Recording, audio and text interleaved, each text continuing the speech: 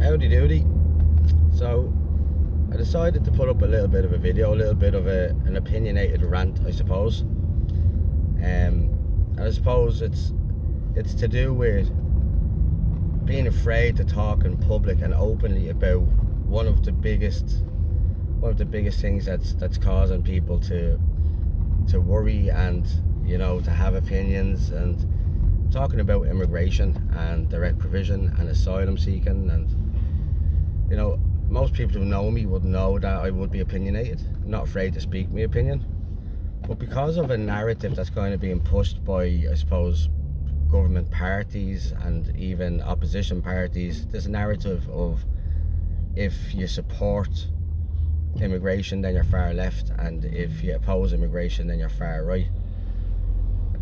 Like, it got to the stage where it had me questioning my own politics, and I'm a fair person, I'm empathetic, I'd say emotionally intelligent, have a degree in social care and social policy, so I do know a bit about immigration and asylum seeking and integration. Integration is a big word for me. I'm an Irish speaker. I love culture. I'm patriotic. I love my own culture. For years I've tried to develop the Irish language and culture locally and stuff like that. Great to see Irish schools popping up around the suburbs. But I also respect and really like other cultures. Like I like jollof rice from Nigeria. I like plantain. I'd always try and get to know people, what kind of subcultures they're from. Kids speak Irish, and because they appreciate their own culture, it's given them a deep-rooted appreciation of other cultures. When they go to Spain, they say "Hola, gracias," and they're interested in other cultures, and that comes from being interested in their own culture. But yeah, I suppose it got to a stage where it had me questioning my own politics. I know I'm centre left. I'm not far left. I'm not far right. I'm definitely not far right. I really like the Nordic model of welfare provision. I like the social democratic way of policy making. But I also have an opinion on immigration. I'm not anti-immigration. I'm not anti-refuge. I'm not anti-asylum seeker. But the big word that's missing is integration. I mean, all we have to do is look at our neighbours across the pond in the UK, and should we not be learning from mistakes that have been made there? Like, I see a lot of people coming to Ireland. I see a lot of people coming to Ireland seeking refuge, and I mean, if you're fleeing persecution, war, horrific crimes that are being done against you because of your sex, religion, race, anything like that, of course you should be able to flee. But there's a big difference in somebody coming in from Palestine compared to somebody coming in as an economic migrant. Immigration and asylum seeking is welcome, very welcome, as long as it's not at the detriment of and I'm going to be very careful here not to use terms like Irish people, because that's not what this is about. The benefit of others should not be to the detriment of those already here and already processed. Whether they be Irish nationals, whether they be naturalised Irish citizens, whether they be on stamp 4 visas from different countries, people who are already here, not necessarily Irish. How's the Irish first? Phrases like "how's the Irish first" and "won't look after our own first," that in itself kind of stems a division and lends growth to a division between the left and the right. And it's you can understand people jumping on the bandwagon, whether they intend to use words like that, or the intent to have the consequences of using words like that. It does fuel a division between the left and the right, and we need to be trying to close the gap between the left and the right. But we should not be afraid to speak about it openly. I've been afraid to speak about this subject outside of my close family and friends because I feel like I have to justify every opinion that I have, so people don't think or believe that I'm far right. I'm not far right. I'm centre left, and I agree with immigration as long as integration is part and parcel of that. What do I mean by integration? So if you look at it, if you look at the UK, who has huge problems with gang culture, and I mean interracial gang culture, not like Ballymun versus Finglas. I'm on about like Indians versus I don't know, Caribbean, things like that. You look at certain areas that have an increased population, a hugely increased population, all stemming from the same kind of culture. And this is only for example. It's only for an example, so don't please take this out of context. If you have a lot of African or Nigerian, let's say, just for example, Nigerian people being housed in one particular place, and then you have a large cohort of people who don't get along culturally being housed next to them, they're going to create gang culture. It's inevitable. When integration fails, gang culture rises. And what do I mean? I mean, okay, I'd love to see Mohammed and Ahmed and I don't know, Ola all playing on the hurling team. But that's not what's going to happen. All we have to do is look at certain places within Dublin already, and they're known to have large amounts of certain nationalities or certain ethnicities. And as those kids grow up, they're going to grow up just with people from their own background. They're not going to be integrated. I want to see people of different cultures in the Irish schools. I want to see them on the hurling teams. Like, I want to see Irish people, and I don't just mean Irish citizens or you know, people who are born here. I mean, I want to see people who are here already playing on the cricket team next to Indian people or next to Pakistani people, or that's integration. But when you take a large number of refugees or asylum seekers from one particular area and put them in, let's say, suburban Dublin North, it's going to create division, because their kids are going to grow up all hanging around with each other, speaking their own language. Like, we already have a problem in Ireland where we're trying to grow the Irish language, and it is grown in the suburbs. But I mean, they're all going to be speaking their own language, not speaking English, and there's going to be a racial divide. That's natural. I mean, it doesn't take a genius to understand that. But dare I say it, because I'd be branded far right. Like, we've worked so hard in Ireland not to become, not to still be safe. You know, it's very hard, and you can understand the fear in people who don't fully understand what's going on, or fully understand that, you know, we're actually following EU directives and stuff like that. I understand that we're going to have a pension crisis as the years grow. We have an aging population, people are living longer, there's less workers to pay for pensions. I get that. I do get that. But I mean, when it looks on the outside that people getting the benefit is to the detriment of those already here, you can understand where the fear has grown, the anger has grown, and it certainly doesn't help when political parties are very, very fast to rush in and say, oh, far right, far right. It's not the case. People have a right to be afraid. And when there's no challenging communication coming from anybody, from leadership, just this kind of branding of far right, in the vacuum or in the void of leadership, what else is going to happen? You know, we need people explaining what's happening. I don't agree with direct provision. But I do agree with asylum seeking and immigration. It's not a case that Ireland's full. It's not a case of anything like that. But you see the thousands of people on homeless waiting lists and stuff like that, sofa surfing. They're going to be angry naturally. Naturally, they're going to be angry when they see large cohorts of certain nationalities being housed before them. Like, an asylum seeker shouldn't be more well off than a working person. And when you have an asylum seeker who has access to the labour market and is allowed to work, and I have no problem with that, but they're still getting their accommodation for very, very cheap, it puts them to a benefit. It gives them the benefit of being able to save money and stuff like that. It's silly the way things are going. But dare I say it, because I've been branded a racist or far right activist or stuff like that.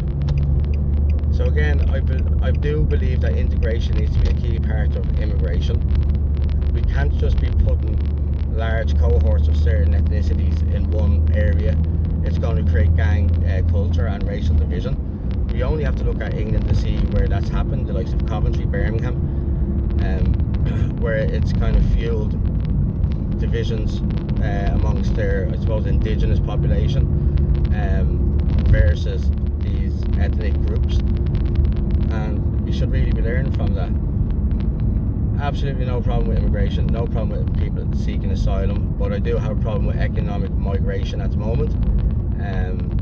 If you're not fleeing a war-torn country, or you're not fleeing persecution, or you're not fleeing dangerous situations because of your race, religion, sexuality, anything like that, I think they're picking Ireland then because it's of benefit to them.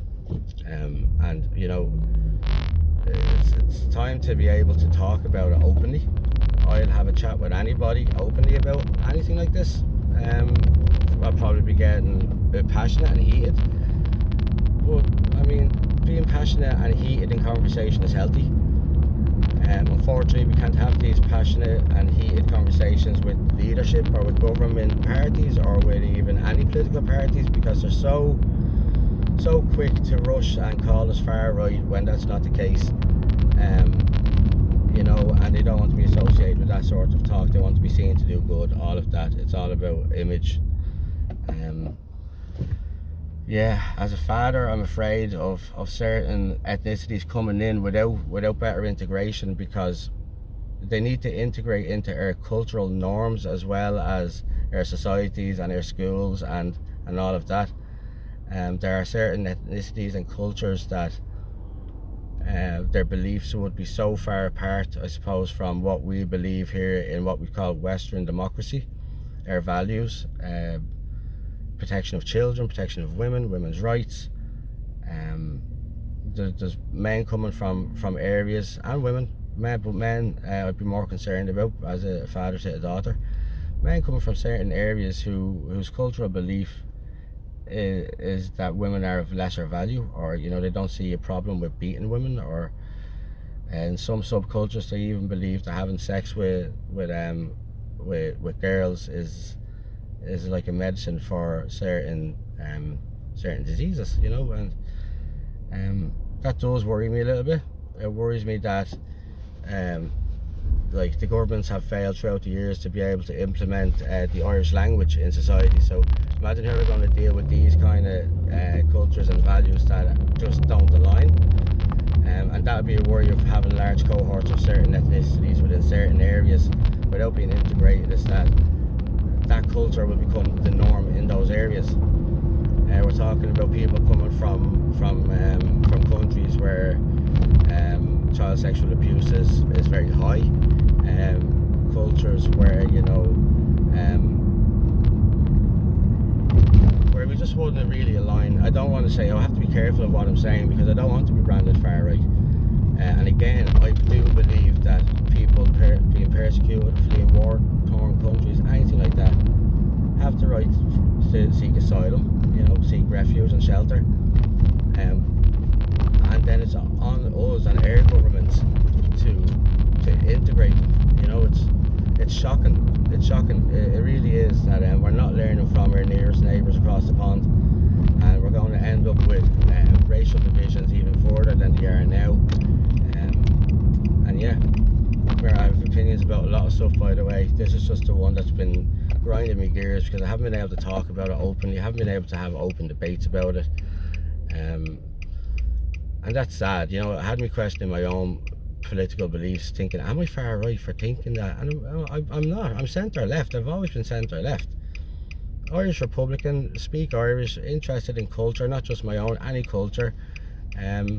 Like, I'd far more rather listen to Greek music, Greek traditional music, than listen to dance music. It's just who I am. But it's getting to a point now where people are getting so scared, and the lack of information isn't helping.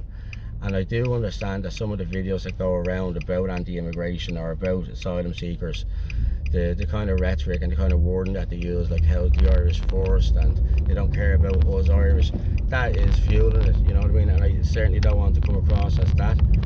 That's not the case. When I say that we need to sort out people here, I mean the people who are already processed in the country. We need to medical crisis, people can't get doctors, the schooling crisis, teachers, they haven't got enough teachers this year. We have no shopping centre here in Ballymun, yet there are plans for a lot more apartments. We have a housing crisis that's been going on. Can we even call it a crisis anymore, because it's been going on so long, and the crisis usually needs immediate action, which hasn't come to the fore so far. And I do see large cohorts of new arrivals, I suppose I'll say, because I'm not talking about just Irish people versus non-Irish people. A large cohort of newly arrivals being housed in apartments, and getting medical cards and all of this. Now, come here, if they're entitled to it, they're entitled to it. If they're means tested and that's what they need, that's what they need. But there are women and families on housing lists for the past 15 years. I myself are with a voluntary housing company, and it took a lot to get me on that. I don't think I'd get a place in one now, though, with the large influx of people needing housing. But again, my points really are: no problem with immigration. I have a problem with direct provision. I have a problem with the lack of integration with those who are already arrived. I have a fear that large cohorts of certain ethnicities within certain areas is going to lend way to more gang division, gang culture, racism. So yeah, and it's all down to integration, really. Integration. Again, I want to see Abdul, Ahmed, Ola, whoever, Taiwu, all playing on hurling teams, all playing GA, as well as Johnny, Seamus, Michael and Mihal playing on the cricket teams. But again, in a society where we fail to give opportunity to speak our own language, we have to be very, very careful about placing large cohorts of newly arrived people in certain areas without proper integration. We're going to soon have schools they're going to be known as, that school where all these people go or all those people go. That's not what we're looking for. A school should be a safe haven. It should be a good opportunity for integration. It should be the first port of call for teaching our children about integration. And it's a touchy subject, I get it, and I probably haven't been as open as I'd like to be at fear of being branded far right, because it's certainly not far right. I know it's a bit of a cliche, but anybody who I've met who'd be of a different culture or a different ethnicity would agree that they haven't found me to be racist in the slightest. So yeah, that's me. Pop over and out. If you have got an opinion on anything like this, I'd love to hear it. But I just thought I'd step in as not a far right person and not a far left person, and if you're feeling the same, that you're afraid to talk about things like this because you'll be branded a racist, well then I hope this video kind of shows and supports that no, you're not alone out there. There are people who are level-minded, empathetic, who are well-judged people who have these same fears as well, and it's all going to grow in the absence of true leadership, in the vacuum, I suppose, of any leadership and anybody giving good information and explanation. Of course, those who are using rhetoric that would be more right wing are going to gain supporters and stuff like that, and I suppose the people who are on the left side of politics are going to start losing their supporters too, who are level-minded, if they don't start having open conversations and discussions. So yeah, integration, and integration, and maybe if they start solving or making progress with the current national crises in healthcare, education, housing, even down to having no bloody shopping centre, nothing to do in Ballymun. They need to start tackling these, and then the people who are already here and experiencing those difficulties, whether they be Irish, African who are here and call Ireland their home, whether it be pink, purple, white, black or blue, they see progress being made with the crises that are already here, then they might be more open to welcoming people from further afield. But again, it has to be done properly. There has to be integration, and yeah, integration. Yeah, if you have got an opinion, I'd love to hear it. Send me a text, send me a message, whatever you want.